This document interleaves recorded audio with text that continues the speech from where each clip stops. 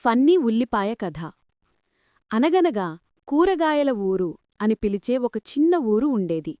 ఆ ఊర్లో ఉల్లిపాయ, టమాటా, ఐస్ క్రీం, ఆలుగడ్డ నలుగురు బెస్ట్ ఫ్రెండ్స్. వాళ్ళు పక్కపక్క గదుల్లో ఉంటూ ప్రతిరోజూ పిచ్చి పిచ్చి పనులు చేస్తూ సరదాగా గడిపేవారు. ఒకరోజు ఉల్లిపాయ ఇలా అన్నాడు. అందరూ నన్ను చూసి ఎప్పుడూ ఏడుస్తారు, కాని నాకెవరూ అర్థం చేసుకోవడే లేరు. అన్న వెంటనే టమాటా నవ్వుతూ చెప్పాడు. అరే ఉల్లిపాయా, నీవు ఏడిపించేది మేం కాదు, నీకు వేసే కత్తి. అందరూ హహహాని నవ్వేశారు.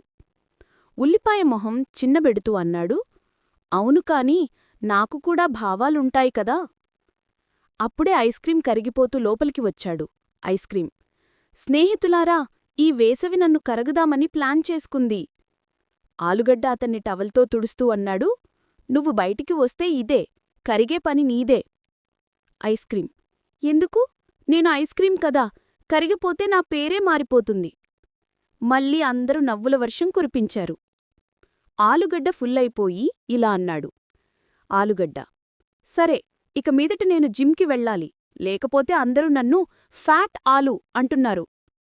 టమాటా గట్టిగా నవ్వుతూ, ఇలా అయితే నిన్ను ఫ్రెంచ్ ఫ్రైస్కి తీసుకెళ్తారు, జాగ్రత్త. ఆలుగడ్డ భయపడి వెనక్కి దూకాడు. అందరూ మళ్లీ పగలబడి నవ్వేశారు. నలుగురు కలిసి మాట్లాడుకుంటున్నప్పుడు ఓ పెద్ద ప్యాన్ వాళ్ల దగ్గరికి వచ్చి బిగ్గరగా ఇలా అన్నాడు. సరే, అందరూ సిద్ధంగా ఉండండి, మీతో నేను కూర కావాలి. నలుగురూ ఒక్కసారిగా షాక్ అయ్యారు. నా కన్నీళ్లు ఫ్రీగా వస్తాయి కాని కూరలో కాదు. టమాటా, నా రసం పచ్చడికి శాండ్విచ్కి మాత్రమే. ఆలుగడ్డ, అరే, నేను ఫ్రైస్గానే ఫేమస్. ఐస్ క్రీం, ఎందుకు నన్ను పిలిచావురా, నేను చల్లగా ఉంటాను. ప్యాన్ వాళ్ల వెంబడి పరిగెత్తగా నలుగురూ పరుగులమీద పరుగులు పెట్టి చివరికి దేవుడికే తెలియని వేగంతో పరిగెత్తి దాక్కొని ఊపిరి పీల్చుకున్నారు. ఉల్లిపాయ, సరే, ఇక మీదట మనం ప్యాన్కి దగ్గరికి కూడా వెళ్ళొద్దు. ఐస్ క్రీం, అవును, నన్ను కూరలో వేస్తే కరిగిపోతాను.